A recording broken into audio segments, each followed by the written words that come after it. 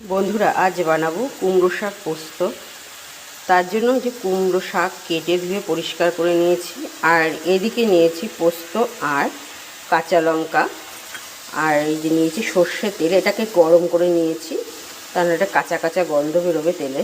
দিয়ে দিচ্ছি হলুদ, এবার দিয়ে দেবো লবণ, এর জন্য দিয়ে দেবো মিষ্টি। এবার দিয়ে দেবো সেই পোস্ত আর কাঁচা লঙ্কা বাটা, আর দেব সর্ষের তেল। দিয়ে বেশ ভালো করে এটাকে মেখে নেব। দুটো কাঁচা লঙ্কা দিয়ে দিলাম আর মুখটা আটকে দিলাম। আর কড়াইতে দিয়েছি জল, একটা দিয়েছি স্ট্যান্ড, দিয়ে দিলাম,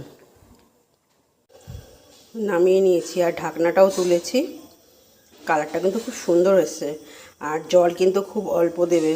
তো এখন এমনি শাক জল বেরোবে, জল ঝোল আছে অল্প অল্প একদম।